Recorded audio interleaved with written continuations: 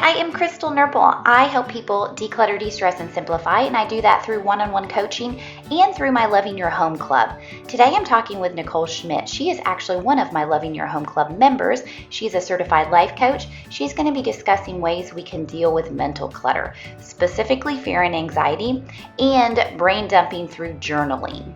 So let's get the conversation started.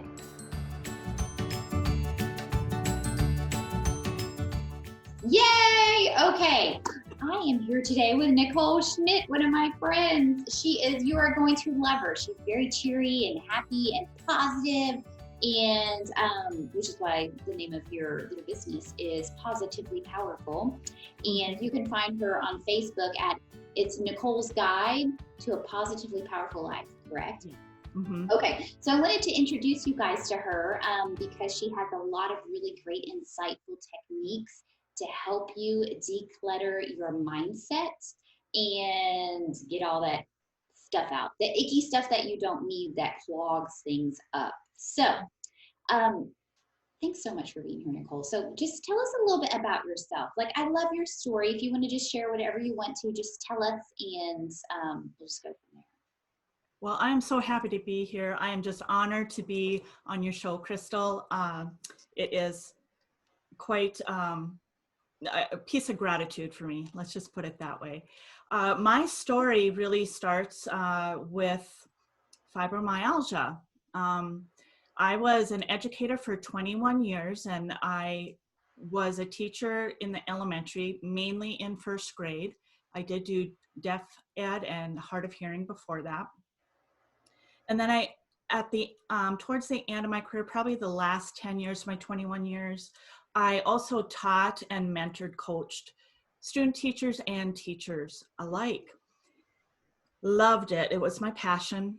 And about 12 years ago, I got fibromyalgia, and it put the brakes on my life in all areas of life. Mm-hmm. Friends, family, obviously my fitness, both mental and physical, because when you're in that much pain and that much chronic fatigue, it's going to do something to you because you can't do anything that you did before. Yeah. And it's not something that you can see. Like, you feel like you're bruised all over your body, but no one else can see those bruises. So it's hard, people who really knew me knew by my gait or knew by just looking at my eyes how much pain I was in for the day. But if you didn't really know me, you just thought, what is wrong with her? Right. Why is she so cranky today? Right. Which almost is a little bit of like there's so much judgment. And I even heard my husband said too, I don't listen to Rush Limbaugh, but he does, is like, it's one of those disabilities you can't see. So people judge you for it, and there's just no empathy or sympathy. So that has to be. I mean, it's so much so that, people can get really, and I don't know why this popped in my head, but some people, because of how someone physically looks, and they might have a handicap sign, Mm-hmm. and they're using a handicap parking spot, mm-hmm. and they'll make a judgment that, why do you have that? You don't need that. But you really don't know that for sure, because there were times when my doctor actually wanted to give me one, and I didn't take it, but because of the pain and how you just couldn't move and stuff. So I don't judge people anymore if they have a handicap sign.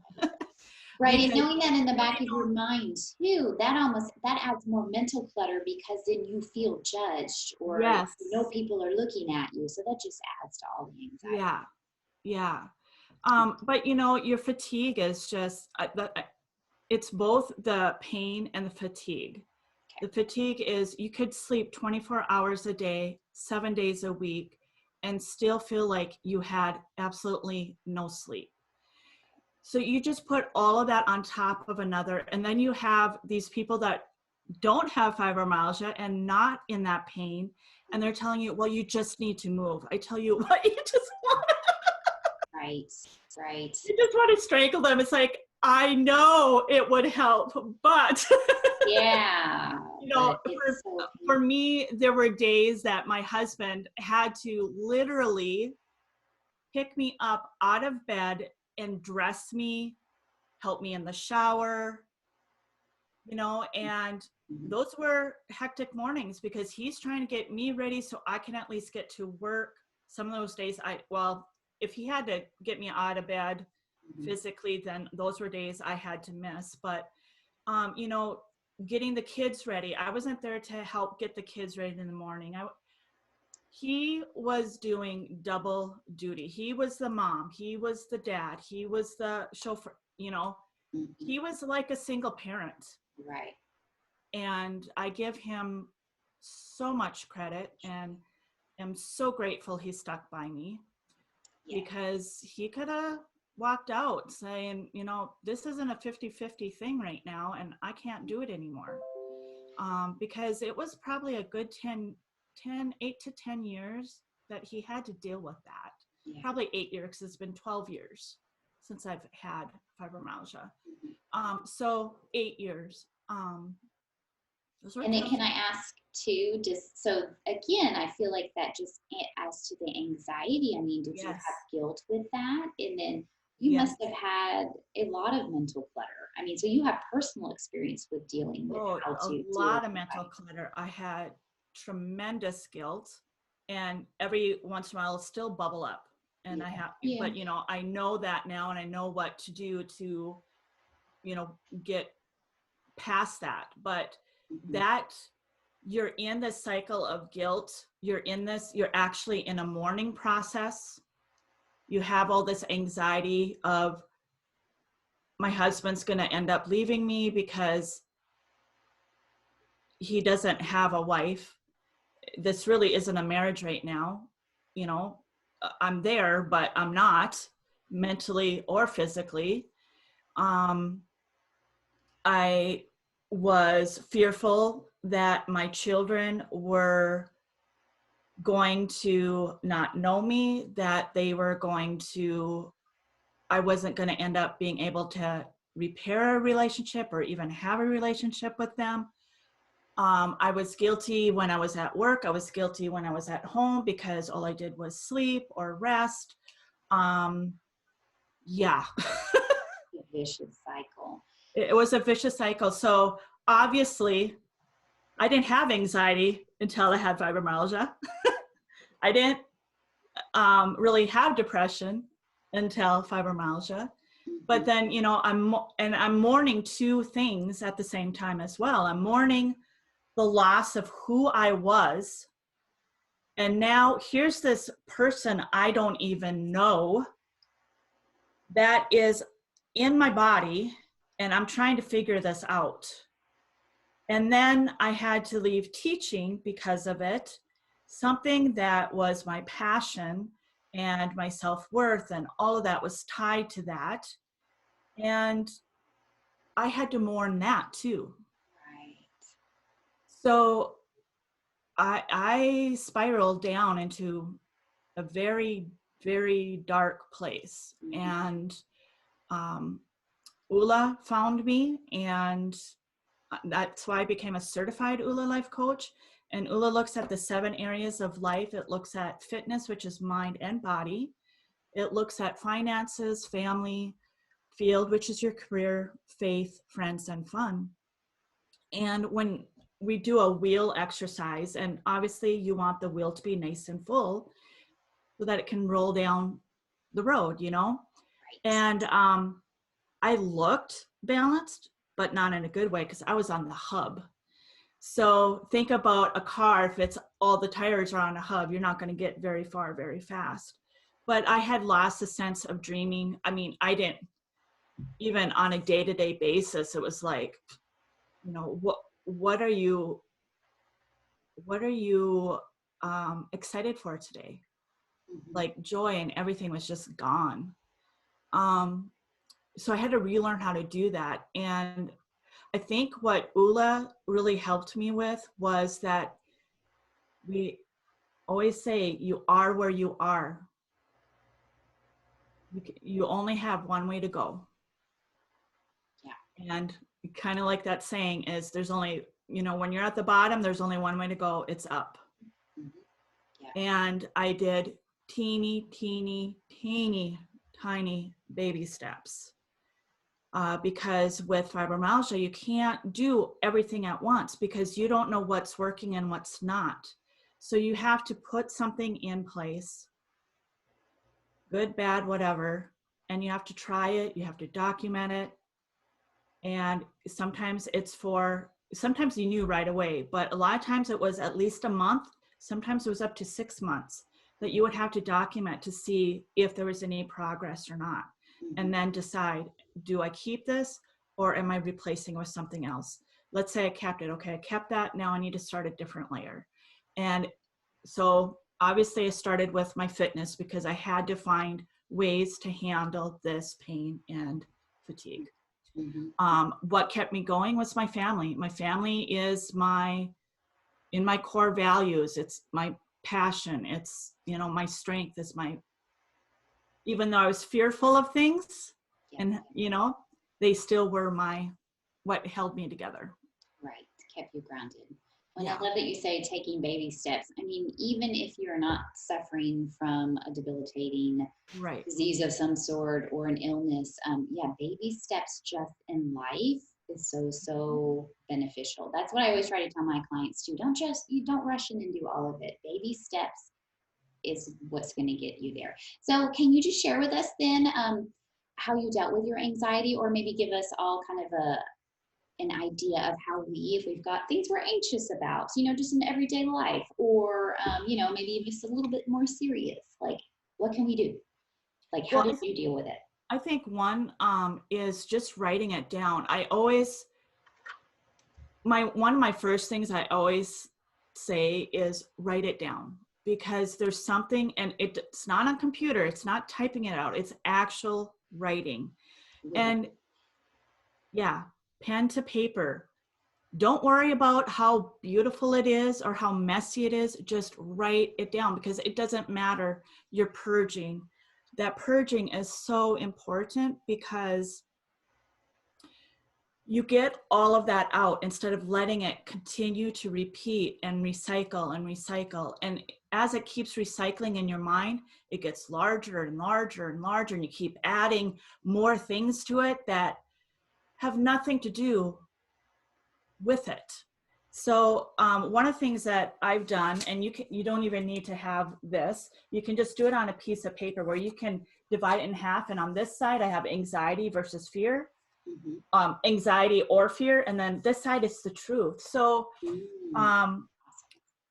like I said, one of my fears was my husband was going to leave me. But yet at the core of everything, I knew he wouldn't, because that's the type of man that he is. And he showed me that in so many ways. So that was a fear that I wrote down. My husband will leave me. So is that, sorry. So can I ask a question then? So is that just whatever is in your head, write it down, just like my husband is going to leave me, or I am going to go bankrupt, like whatever it is, just write it just like it's rambling out in your head and get it on paper. Yes. Even if it scares you, you don't want to look at it, but get it out. Get it out. Okay. And I'm always a big believer in the burning process. After you get all that muck out, is to actually burn it. Have a burning ceremony. A lot of us have fire pits, probably except anyone in California, but majority of us have some way to burn something. And there is something so releasing about that, because now you have completely let it go. Right. There's no digging it out of the trash. No. So it's very symbolic. No. In fact, one of my clients, it was so funny. She did this, and she had it, and she was, it was too cold, so she wasn't going to burn it right away. She was going to wait till it was warmer.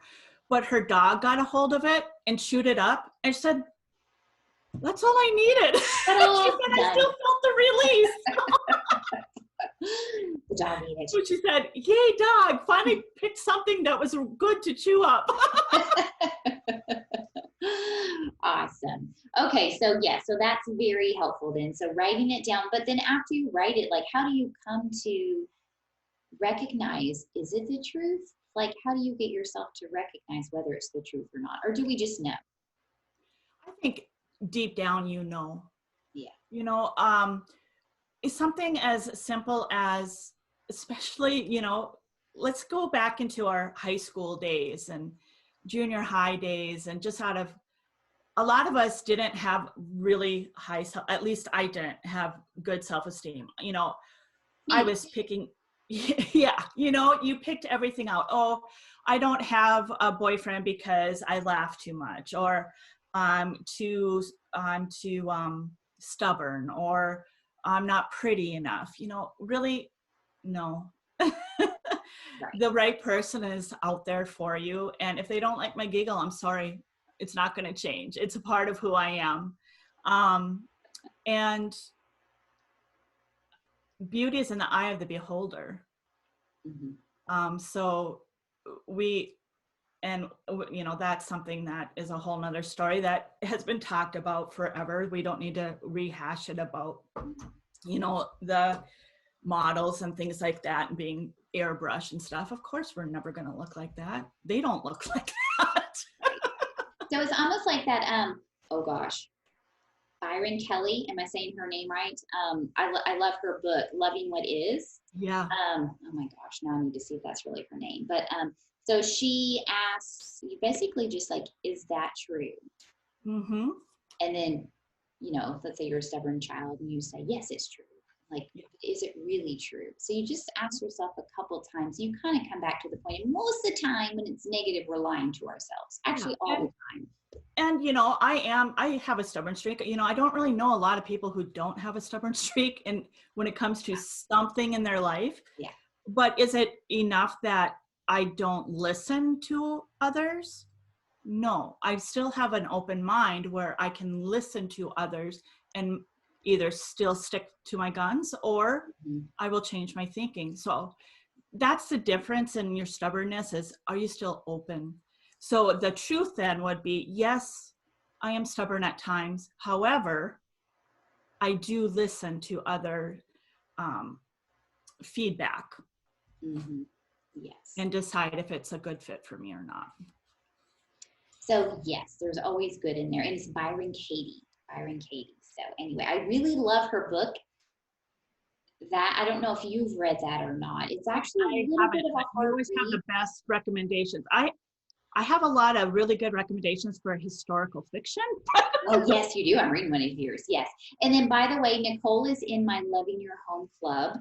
She's one of my members in there. And I've got a book list in there, and that is in the book list. And I say it's a hard read. It's a good read. It's not hard to read. It just sometimes there's some topics in there that are a little touchy, where you're like dealing with old anxieties. And so she gives scenarios and you're like, wow, that's a pretty rough scenario, but it really happened to someone. And eventually those people, if they are honest and ask themselves, is that true? Is it really true? And they really get deep down, then how do you know it's true? And then a lot of times you can't come up with a reason why you know it's true. So then you realize, well, it's not true, and it goes away. So that's good stuff. Thank you. So just mind dumping and decluttering that, and just knowing your truth and knowing who you are. Yes. And then do you have anything else that we could maybe use? Well, I actually just learned about a new journal type way to journal, and I thought it was so inspiring. And it goes by the word GLAD. And the G stands for gratitude. So you write down one gratitude. And I'm a big believer in, a lot of people say you need to have at least 3. And I am a believer that when you write a piece of gratitude for the day, it needs to be juicy. So if that means it's just one that you write down, that's fine. So it's not just this, oh, I'm grateful for my family. I'm grateful for my house. Yeah, but why? For me right now, when it's 40 below, I am grateful for my house. I am grateful for how it shelters me from the wind and the cold, how I can feel hugged and warm and safe in my home. So really, what is it that you love about your home right now? Yes, I like that word juicy. Make it juicy. Like, what are the Yeah, details? make it Why? juicy. Don't just throw something out there. Yeah. And then something you learned, because you never stop learning. Of course, that's the educator in me, right? You never stop learning. I'm always learning from Crystal. She's always got great tidbits. And then an accomplishment. And I love that because that really gets into those truths again. We can beat ourselves up that I'm not good enough in my career or whatever, but look at all the accomplishments. Like maybe you emailed someone that you have been putting off, that you're hoping that you can get on a podcast with them, or they'll partner with you, or someone that you want to have as a client or a customer, or whatever that might be. It's an accomplishment. Mm-hmm. And then something that delighted you, which I love, because I try to find joy in every day. I love to laugh. And so I love the delighted, even on those days where it seems like nothing's going right. There's still gratitude in that. And there's still something that can delight you. Even if it's something as simple as you were able to have creamer in your coffee, your favorite creamer in your coffee. Yes, I the mean, little stuff is the big stuff to me. It really is. Another lady, just to give an example of something that delighted me the other day, another lady in the other group that you're not in, but yeah. she is a teacher also. And she's talked to me about some things that, relate to my son. So I learn from my members too. So anyway, so he cleared his dishes and put them in the sink, not the dishwasher. That's okay. But he cleared the plate, pushed in his chair. There was no crumbs left behind. It was such a little thing. I was so delighted. I didn't even have to say anything. I took a picture of it and sent it to her just to say, yay, Yeah. what's happened. So that would have been my gratitude. I love that word too, delighted. So gratitude, something you learned, something you accomplished, and something that delighted you. I love that. And the thing is, with gratitude, even on something that's not necessarily going the way you want it to, there's pieces of gratitude in that. For example, I gave you some of my story about my fibro, and yet I still have gratitude for it. Yes. And the pieces of gratitude that I have for having fibromyalgia are, I was constantly going. And I really wasn't living in the moment. I was always thinking of what was ahead, the next thing. So now that I look back on it, I thought I was present, but I really wasn't as present as I should have been. Fibromyalgia has made me more present. It has really made me think when situations or invitations come up. I really think about, is this something that is important enough for me to take time, or is there something else that is more meaningful to me? It made me listen to my body. It just has made me more appreciative of everything in my life. Absolutely. So there's so many things, and even that really yucky thing. And even when I was in the depths of depression, there was still always something I would grasp onto. And, that my family is what kept me from completely going to the very, very. Yeah. So depths. having that anchor, That was my safety net. Yes. And that's very important to be aware of that and to have that. Mm-hmm. Yes. And then that also just reminds me too of like all of 2020. I mean, that entire year, and it's still all going on, and some things are actually coming up at school with my son that I'm like, okay, come on now I'm starting to, there's still a little stress, but so much good came out of that year for me. I'm glad it happened the way it did, but it made me stop. It made I think the whole world stop and notice and pay attention and what's important, what's not. I really hope that we don't, as soon as everything opened up, that people don't immediately go to this run. I hope that they really still take that time with their family have those meals together. I can't believe the number of families that would say, and even in like some of my cousins and stuff that would say, this is the first time we have ever sat down and had a meal together. And I'm like, what?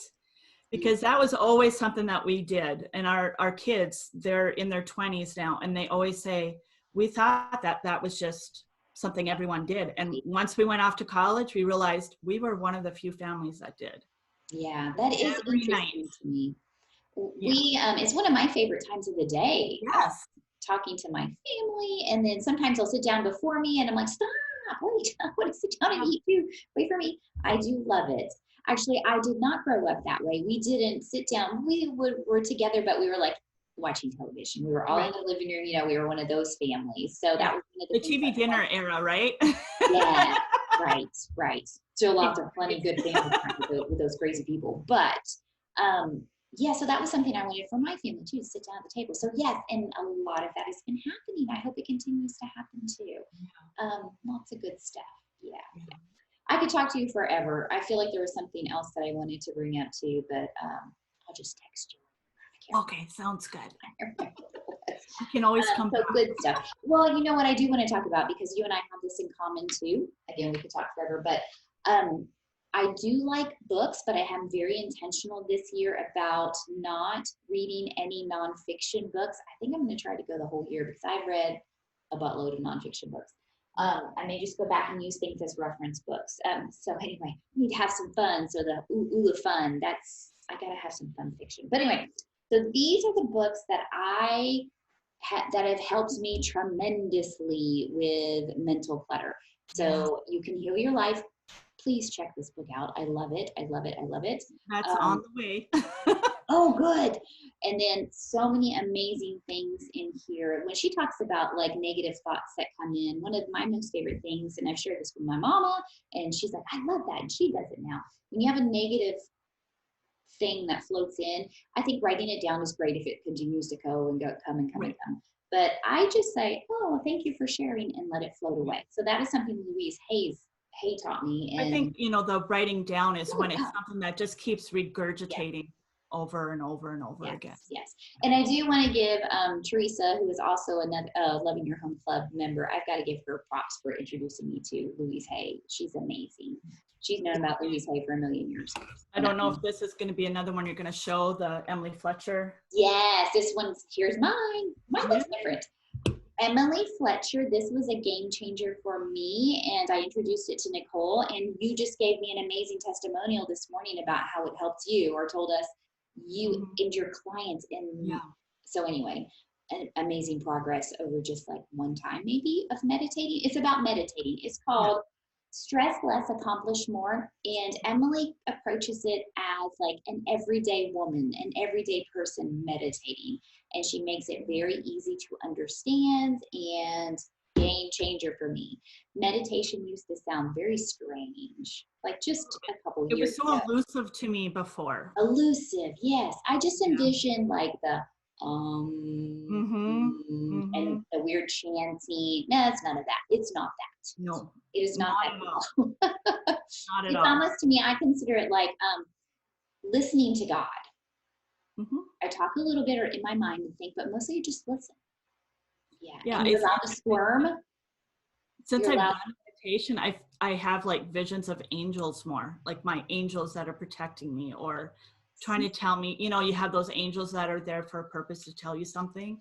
I've had that a lot more. So you're just more in tune with stuff coming to you, like those little taps on the shoulder that we ignore when we're not plugged in. So it's really life-changing. And you may or may not see angels. I don't see angels. No. That's just me. But, it's, I have some other things that I have that other people don't, And I think it's amazing to tap into that stuff and allow that stuff to come into you. What a de-stressor that stuff is too. Just being aware of who you are, and be some of my core desired feelings are the word allowing and knowing and flowing. So all of that, just letting all that stuff come in and letting it flow out so you can de-stress. So thank you, Nicole. Thanks for your good tips. I appreciate you talking with us, and for talking with So, and so where can people find you then? I'll let you talk. They can find me, they can email me if they would like at Nicole@positivelypowerfullife.com or my website, www.positivelypowerfullife.com. And you had already said my Facebook is Nicole's Guide to a Positively Powerful Life. So Perfect. Yes, and I'll make sure I put links wherever I post this. I will put links so you guys can find her. So she's a great resource. I would highly, highly recommend checking her out and just following her. She does lots of great tips and Facebook Lives a lot in videos, which is great to interact. You're gonna love doing the one a day. But Yeah, I laugh pretty much in every one of them. which is, yes, it's contagious. I love it. Okay, thanks, Nicole. All right. Talk to you soon.